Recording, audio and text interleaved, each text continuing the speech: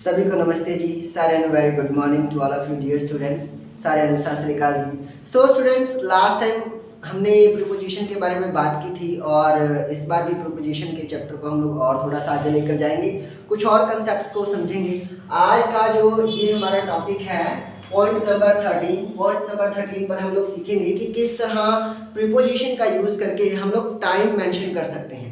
किसी भी सेंटेंस को बनाने के दौरान जब टाइम मेंशन करना होता है तो टाइम में बहुत सी चीज़ें आ जाती हैं। जैसे मान लो आपने कोई घड़ी का समय बताना हो, है ना, वॉच का टाइम बताना हो, वॉच टाइम बताना हो, या आपने कोई मंथ बताना हो, या आपने कोई साल का टाइम बताना हो, या आपने कोई पर्टिकुलर पॉइंट बताना हो समय के लिए। तो उन सब को बताने के लिए कौन से प्रीपोजिशन हमें यूज़ करने चाहिए, उनके बारे में आज हम लोग जानेंगे। आइए देखते हैं। कह रहा है कि एग्जैक्ट टाइम आवर में, यानी कि घंटे में आवर में अगर हमने एग्जैक्ट टाइम अपनी बतानी हो तो उसके लिए हम लोग एट यूज करते हैं। जैसे I reached there at 7 o'clock, मैं 7 बजे वहां पहुंचा। रीच्ड ईडी लगा हुआ है, यहाँ पर ये ईडी लगा हुआ है और ईडी से हमें पता चल रहा है कि ये क्या है, वर्ब की सेकंड फॉर्म लगी हुई है, यानी कि ये पास्ट इंडेफिनिट का टेंस है। कौन सा टेंस? पास्ट इंडेफिनिट का टेंस है।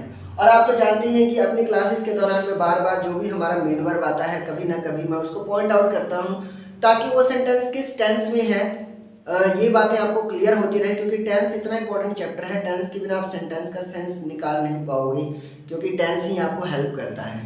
खैर, so I reach there at 7 o'clock, कि मैं 7 बजे, घड़ी का पक्का समय बताना था 7 बजे, तो हमने क्या लगाया? एट लगाया। अगर हमें मंथ बताना होता तो हम इन लगाते, अगर हमें ईयर कोई साल बताना होता तो भी हम इन लगाते, यानी कि मंथ और ईयर के लिए हम लोग इन लगाते हैं।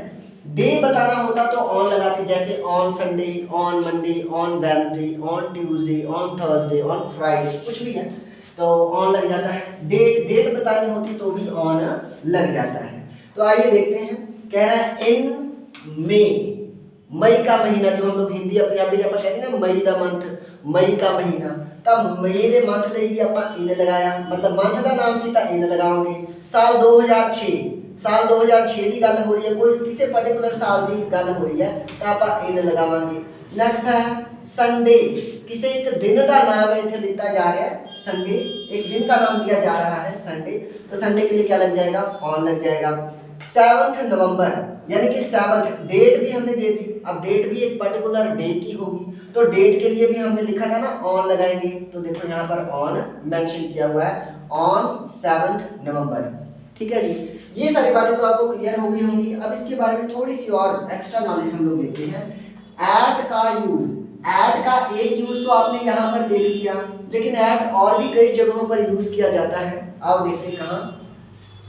एट सनराइज, सूर्योदय का समय, जब सूरज उगता है, जब सूरज निकल रहा होता है ना, जब सूरज निकल रहा होता है तब के समय के लिए एट लगाते हैं। फिर एट नून, नून को हम लोग आफ्टरनून भी कहते हैं, आफ्टरनून कह लो या नून कह लो, दोपहर के समय को हम लोग कहते हैं, तो एट नून लग जाएगा। एट सनसेट, जब सूरज अस्त हो रहा होता है, यानी कि जब सूर्यास्त हो रहा होता है, उस समय को डिनोट करने के लिए हम लोग एट प्रीपोजिशन यूज करते हैं। एट नाइट, नाइट यानी कि रात का समय, या मिडनाइट भी होता है ना, चाहे नाइट है चाहे मिडनाइट, मिडनाइट यानी कि आधी रात का समय हो, तो नाइट हो चाहे मिडनाइट हो हम लोग एट लगाएंगे। ठीक है जी। कह रहा है कि एट डस्क, डस्क का मतलब होता है शाम का समय, डस्क का मतलब होता है शाम का समय। मैं आपको एक इंटरेस्टिंग बात बताना चाहूंगा यहाँ पर कि डस्क को हिंदी में गोधूली बेला कहते हैं, गोधूली बेला। अब ये गोधूली बेला नाम कैसे बना होगा, इस पर मैं थोड़ा सा आपको रिफ्लेक्शन कर देता हूँ। देखो, पुराने समय में आपको पता है कि भारत कृषि प्रधान देश है, यहाँ पर एग्रीकल्चर से ही ज़्यादातर लोग अपना जीवन का गुजारा करते हैं। आज भी ज़्यादातर लोग, भारत की मोर देन 50% पॉपुलेशन जो है वो एग्रीकल्चर पर ही डिपेंड है। तो गांव के लोग जो कि कृषि करते हैं, खेती बाड़ी करते हैं, वो पशुपालन भी करते हैं। और नॉर्मली उनका पशुपालन किससे होता है? गाय से या भैंस या बकरी, इन सभी जानवरों से होता है। बहुत पहले हमारे देश में सिर्फ गौओं का ही बहुत ज़्यादा प्रचलन होता था, तो गऊओं को शाम के समय में जब लाया जाता, पहले तो खुला छोड़ दिया जाता था कि जाओ जहाँ पर मतलब उन्होंने चरना होता था, ग्रेजिंग करनी होती थी। गऊएं खुले मैदान में सारा दिन रहती थी, वहाँ पर वो घास वगैरह खाती थी। शाम होते होते वो वापस लौटती थी ग्रुप बना के। अब जाहिर सी बात है कि नंबर ऑफ एनिमल्स अगर एक रास्ते से आ रहे हैं, और उस समय कोई पक्की सड़क तो होती नहीं थी, तो कच्ची मिट्टी होती थी। जब वो चलते थे एक संख्या में जब वो चलते थे तो धूल मिट्टी उड़ती थी। अब शाम का समय होता था और धूल मिट्टी उड़ती थी, तो उस चीज़ को इंडिकेट करते हुए यहाँ पर एक वर्ड आ गया एट डस्क, और इसी को कहा गया गोधूली वेला। ठीक है जी। और जैसे ये एट डस्क मैंने लिखवाया है ना, उसी तरह एट डान भी होता है, DAWN डान, DAWN डान। डान का मतलब होता है सवेरा, यानी कि सुबह का समय, और इससे पहले भी क्या लगता है, एट लगाया जाता है। तो ये सारे यूजेस थे हमारे लिए एट के। अब देख लेते हैं इनका यूज। इनको कहाँ यूज, एक तो इनका यूज आपने यहाँ पर देख लिया, इनके और भी कई सारे यूज हैं।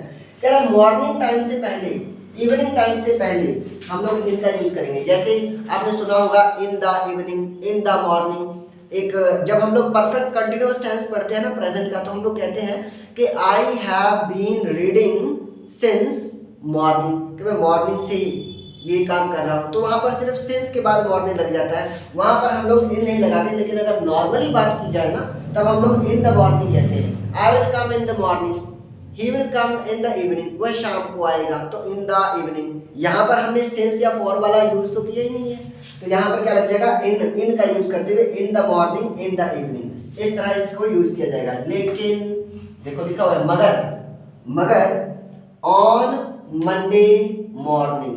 अब यहाँ पर मॉर्निंग तो आया है, लेकिन मॉर्निंग अकेले नहीं आया, मॉर्निंग के साथ साथ मंडे, यानी कि कोई दिन का नाम भी आया है यहाँ पे। और जब दिन का नाम आएगा या फिर मान लो कोई डेट बनकर यहाँ पर आएगा, तो भी हम लोग यहाँ पर पहले ऑन ही लगाएंगे। यहाँ पर सिर्फ ऑन की ही रिक्वायरमेंट होगी। अब डेट आने के बाद या फिर डे का नेम आने के बाद यहाँ पर मॉर्निंग रहे इवनिंग रहे, उससे कोई फर्क नहीं पड़ता, हमने यहाँ पर ऑन ही लगाना है। क्योंकि जो चीज आगे लिखी हुई है ना, उसके अकॉर्डिंग हम लोग ऑन, इन, एड इस तरह की प्रीपोजिशन यूज करते हैं। उम्मीद है कि यहाँ तक की सारी बातें आप लोगों को समझ में आई होंगी। अगर आपने यहाँ तक की बातों को समझ लिया है तो एक बार आप इसका स्क्रीनशॉट ले सकते हैं। हाँ जी। सो स्टूडेंट्स, उसके बाद हम लोग अपना नेक्स्ट पॉइंट देखते हैं। नेक्स्ट पॉइंट है हमारा 14 नंबर, जिसमें हम लोग कुछ एक्स्ट्रा बातें समझेंगे। देखो आफ्टर का मतलब होता है के बाद, यानी कि किसी चीज तो बाद। बिफोर का मतलब होता है के पहले, पंजाबी जब कहते हैं दोस्तों पहला, है ना। बिफोर कोई प्रपोजिशन नहीं लगेगी यदि समय बताया जा रहा हूँ, यानी कि आफ्टर और बिफोर का यूज अगर हम किसी सेंटेंस में समय बताने के लिए कर रहे हैं, तो वहां पर कोई भी प्रीपोजिशन नहीं लगेगी, क्योंकि ये दोनों खुद ही प्रीपोजिशन है। आओ देखते हैं कैसे।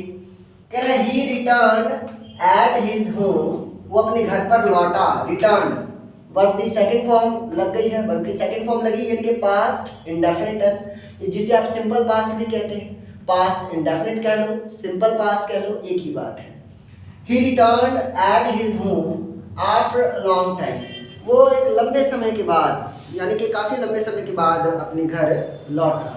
नेक्स्ट है आई लेफ्ट अमेरिका, मैंने अमेरिका छोड़ दिया।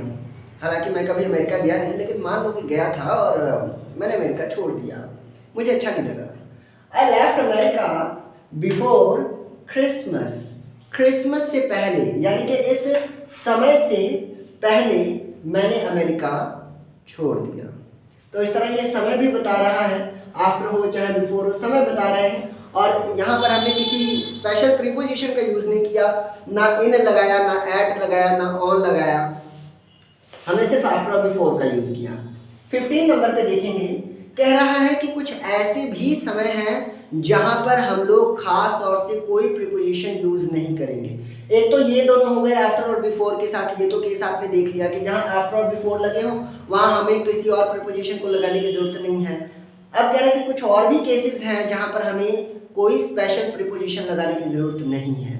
फॉर एग्जाम्पल टुडे, कभी आपने सुना है on today, I will come on today, Sunday, Monday, Tuesday, Wednesday, इन सब में डे लगा हुआ है और इन सब से पहले हम ऑन लगाते हैं। क्या आपने कभी टुडे से पहले ऑन लगाते हुए सुना है? ऑफ कोर्स नहीं सुना होगा। अच्छा, टुमारो, टुमारो से पहले सुना हो? नहीं सुना होगा। यस्टरडे से पहले नहीं सुना होगा। लास्ट नाइट हो तो भी नहीं, लास्ट नाइट है ना, दिस मॉर्निंग, लास्ट मॉर्निंग या दिस मॉर्निंग, दैट मॉर्निंग, कुछ भी आ जाए, दिस नून, दिस आफ्टरनून, है ना, टुनाइट हो, इन सभी से पहले नो प्रीपोजिशन, कोई प्रीपोजिशन यूज नहीं होगा। He will go there on tomorrow, तो यहाँ पर एक एरर है। गवर्नमेंट जॉब की प्रिपरेशन करने वाले स्टूडेंट्स जरा खास ध्यान दें। यहाँ पे देखो टुमारो लग गया, टुमारो से पहले हमने किसी भी प्रीपोजिशन को नहीं रखना होता, लेकिन यहाँ पर ये ऑन आया है जो कि क्या है, हमारा कॉमन एरर है। ये ऑन यहाँ पर नहीं होना चाहिए था, तो इसे हमने क्रॉस कर दिया है। नेक्स्ट अपना पॉइंट देखें, टिल और अनटिल। टिल में डबल एल लगता है, अनटिल में सिंगल एल लगता है। पहले तो आप ये बात याद रखें, कह रहा है कि टिल और अनटिल इन दोनों का ही यूज हम लोग करते हैं पॉइंट ऑफ टाइम बताने के लिए। पॉइंट ऑफ टाइम यानी कि एक निश्चित समय बताने के लिए। तो कह रहा है द गवर्नमेंट, इसको मैंने शॉर्ट फॉर्म में लिखा है, वैसे तो पूरा वर्ड लिखा जा सकता था, लेकिन शॉर्ट फॉर्म में मैंने यहाँ यूज किया है।